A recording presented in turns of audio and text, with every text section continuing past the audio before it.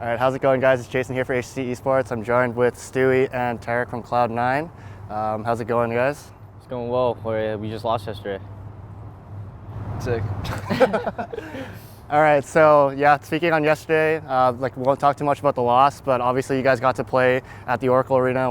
You obviously tweeted about it. What's it like to share the floor with greats like Steph Curry and Kevin Durant? Yeah, there's a lot of fans in the crowd, a lot of Cloud9 fans in specific, and they were showing a lot of support to us. Unfortunately, we couldn't give them the match that they wanted, but hopefully we get some revenge next time.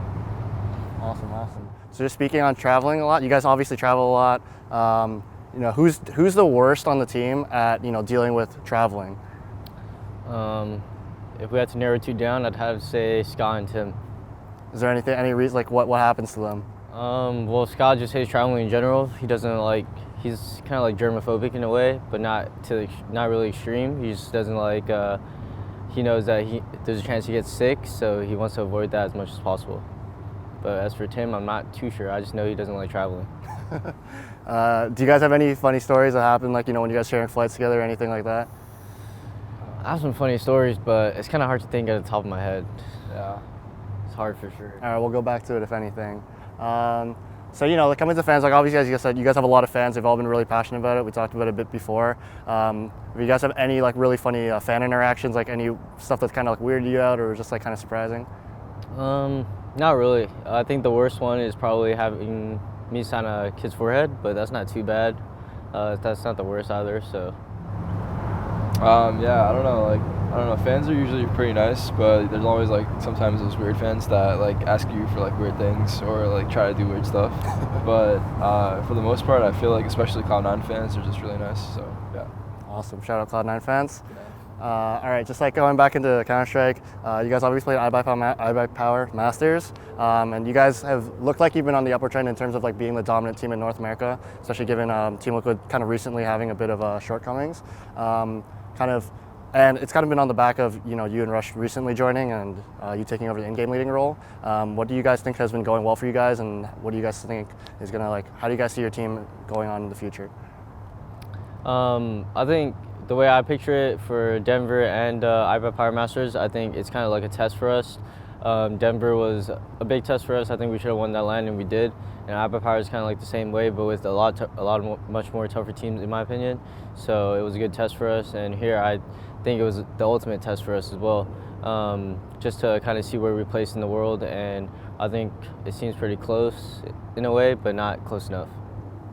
All right, so just touching on Tarik taking over and in-game leading, what's that transition kind of been like? Obviously, because you were in-game leading before. Do you prefer him calling over yourself calling? What's it been like on the team? It's kind of hard to say what I prefer. There's both pros and cons. I think with him calling, it kind of relieves the pressure, and kind of lets me be unleashed and just play my own game. And sometimes when I see the right call, sometimes I want to make the call, but at the same time, if he had a different call, it'll make a kind of a clash happen, and you don't want that mid-game, so try your best not to do that. And I know I talked to you before about calling, it's kind of more of just it's working and it's kind of something that you want to take on and it's kind of what the team needs. How are you feeling about it now? Yeah, I think it's getting better slowly. I think the guys like Tim and Stu are helping me out a lot with ideas and how they feel certain rounds should be played out. And even while we're playing, even they contribute a lot, so it makes it really easy for me. I feel it's just a system where we all work together.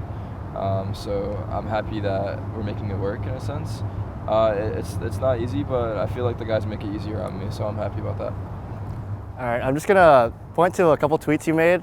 I know just hard to put you on blast like that, but a couple days ago you were all the fans who call me Peanut Brain, you're not actually my fans. And then the next day you're here's my Peanut Brain merch. So it's if people are buying that, does that mean that they're not really your fans? How does that work out, man? Yeah, I guess I sort of baited everyone into it, and then I was just trolling around with them though. But I probably will make those shirts, and I think it'll be pretty hype. It'll be pretty cool to see a bunch of those in the crowd, so it's exciting.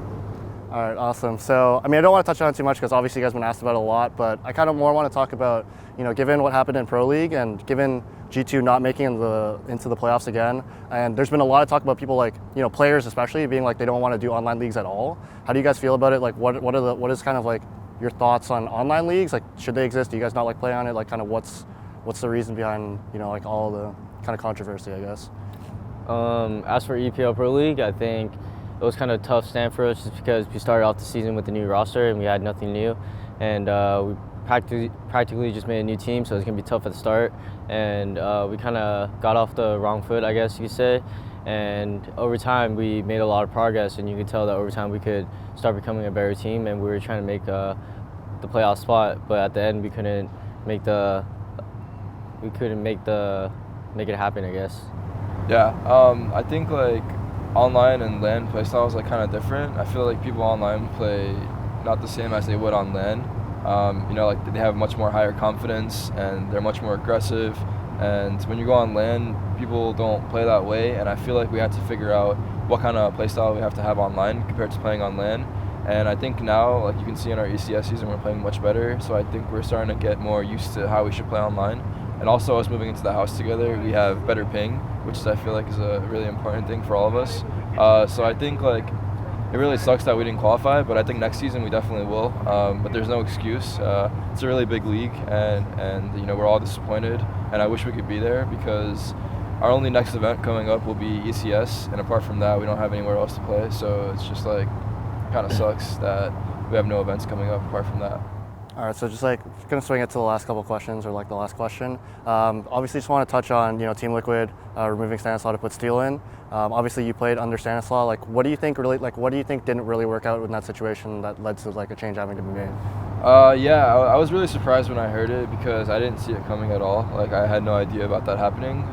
But it seemed like from the statement that he put out that him and Zeus had like different ideas on how rounds should be played out and how the team should play. So they didn't see eye to eye, and I feel like that made a lot of inner turmoil in the team, and it sort of caused people to like argue, and tensions built, and eventually they probably felt like they had to make a change. So I feel bad for Stan, but you know, sometimes the team has to make decisions like that, but I only wish them the best of luck. Awesome. So just you guys can take the time now to kind of say a word to the fans or any final shout outs you guys might have. Just want to thank Cloud9 for bringing us out here and the sponsors that made it happen.